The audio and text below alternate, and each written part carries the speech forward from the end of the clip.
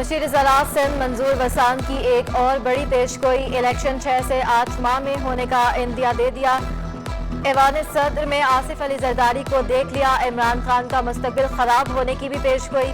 P T I کے کچھ رہنماؤں کے بیرون ملک جانے کا اشارہ دے دیا، کئی رہنماؤں کے جیل جانے کا امکان بھی ظاہر کر دیا۔ کہا عمران خان کو رونا نہیں چاہیے، اب سب کی کرپشن سامنے آئے گی، احتساب سب کا ہوگا۔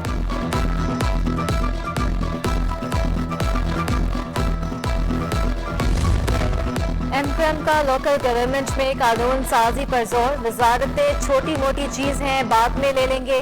جعلی ڈومیسائل کے اجراء کے خلاف درخواست کی سماعت میں خواجہ اظہار کی ہائی کورٹ میں پیشی کے بعد میڈیا سے گفتگو، سوال کیا کہ صرف کراچی اور پورے سندھ میں جعلی ڈومیسائل کیوں بنتے ہیں؟ 2.5 سال سے کیس چل رہا ہے، ابھی تک کچھ نہیں ہوا۔ ڈومیسائل کی چھان بین کرنے والی کمیٹی کو کچھ نہیں پتا، تاخیری حربوں کے استعمال کا الزام، ڈومیسائل بنانے کا طریقہ واضح کرنے کی اپیل۔ عدالت نے سماعت 16 مئی تک ملتوی کر دی۔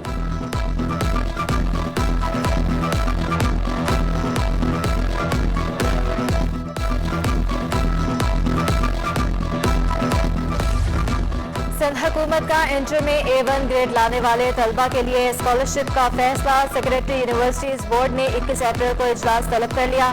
طالب علموں میں اسکالرشپ تقسیم کرنے پر غور کیا جائے گا۔ گورنر سندھ کے عہدے سے مستعفی ہونے کے باوجود عمران اسماعیل نے گورنر ہاؤس خالی نہ کیا، ذرائع کا دعویٰ۔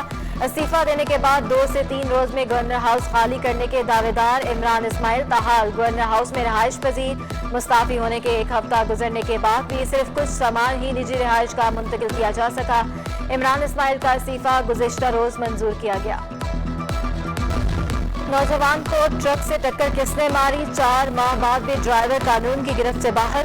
پولیس نے کسی دوسرے ٹرک ڈرائیور کو گرفتار کر کے عدالت میں پیش کر دیا۔ متوفی کے والد کا ڈرائیور کو پہچاننے سے انکار، عدالت نے عدم شواہد کی بنا پر ڈرائیور کو بری کر دیا۔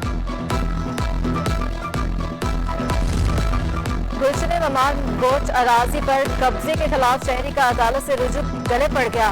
ہائی کورٹ میں زمین کے قانون ہونے پر دلائل طلب کر لیے، ریمارکس دیے کہ 1987 کے بعد کراچی میں کوئی گوٹ نہیں بن سکتا، درخواست کیسے قابل سماعت ہے؟ عدالت نے مختار کار گوٹ آباد اسکیم کو نوٹس جاری کر دیا۔ ایڈوکیٹ جنرل سندھ اور SHO گلشن ممار سے جواب طلب کر لیا۔ کراچی میں خاتون 7 برس سے پلاٹ کی میوٹیشن کی منتظر، پیش رفت نہ ہونے پر ہائی کورٹ برہم، director land Karachi development authority کو شو کوز نوٹس جاری، ذاتی حیثیت میں بلا لیا، ریکارڈ غائب ہو گیا تو غلطی کس کی تھی؟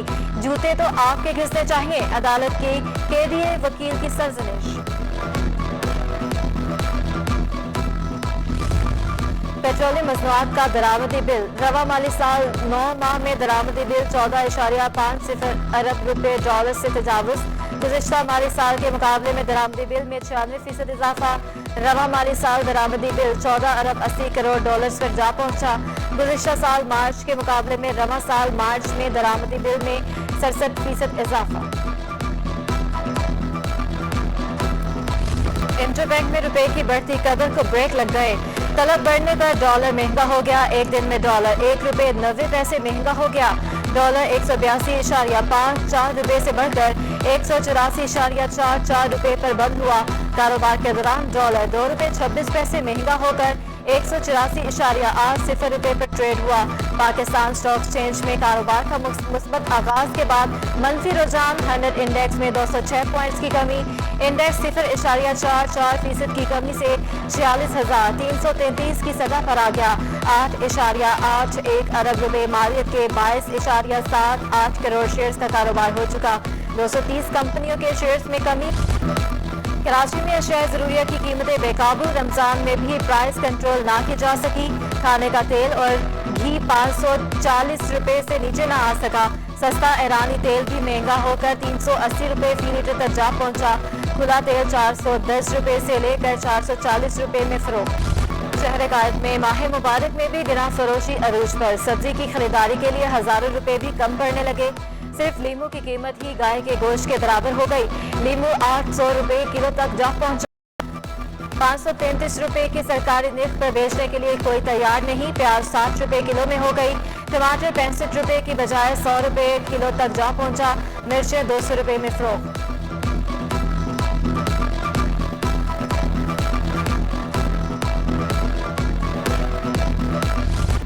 کراچی میں غریب تو دور کی بات، متوسط طبقے کے گھروں میں افطار میں فروٹ چاٹ بنانے کا رجحان ختم ہونے لگا۔ کیلے 200 روپے درجن، سیب 300 روپے کلو تک جا پہنچے۔ اسٹرابری کے بھی خوب نخرے، گرمی کے باوجود 600 روپے سے نیچے نہ آ سکی۔ غریب کے لیے پکوڑوں کو افطار کی زینت بنانا بھی مشکل ہو گیا۔ بیسن 160 روپے کی بجائے 200 روپے میں فروخت کیا جانے لگا۔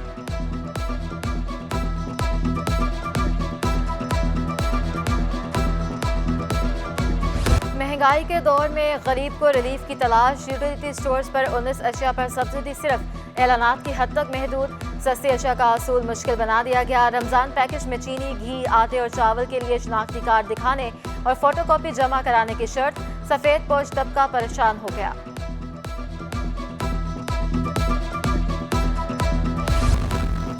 سندھ حکومت کراچی کے شہریوں کو ایک اور تحفہ، کلفٹن میں اربن فارسٹ کو خوبصورت بنا دیا گیا۔ درخت رنگ دیے گئے، کچرا صاف کر کے بینچز بھی لگا دی گئی، لائٹس نصب کر کے چہل قدمی کے لیے ٹریک بھی بنا دیا گیا۔ شہریوں کا تبدیلی پر خوشی کا اظہار، کہتے ہیں پہلے یہ مقام نشریوں کی آماجگاہ بنا ہوا تھا، سندھ حکومت نے صفائی ستھرائی کر کے قابل دید بنا دیا۔ پی آئی بی میں گرنے والی مخدوش عمارت کا ملبہ 17 روز بعد بھی نہ اٹھایا جا سکا۔ عمارت کا باقی رہ جانے والا حصہ مسمار کرنے کے دوران مزدور جاں بحق اور 2 زخمی ہو گئے۔ متصل عمارت کو بھی نقصان پہنچا، مکین فلیٹ خالی کرنے پر مجبور۔ عمارت گرنے سے 3 افراد جان کی بازی بھی ہار گئے۔ کراچی میں گرمی کی نئی لہر آنے کو تیار، کل سے 3 روز تک شدید گرمی رہنے کی پیش گوئی۔ کل درجہ حرارت 37 ڈگری تک جانے کی توقع، سمندری ہواؤں کی رفتار میں بھی کمی آ جائے گی۔ آج شہر کا درجہ حرارت 34 ڈگری تک جا پہنچا، شدت 36 ڈگری تک محسوس کی جانے لگی۔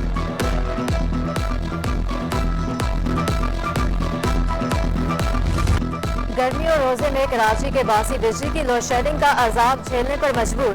گلشن ممار اور اطراف کی سوسائٹیز میں 6 گھنٹے بجلی غائب رہنے لگی۔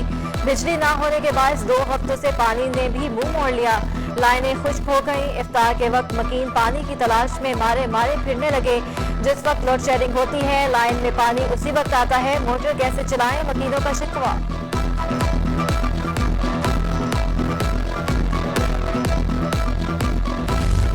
اور پاکستان کو 2023 کی ایشیا کپ شوٹنگ چیمپئن شپ کی میزبانی مل گئی۔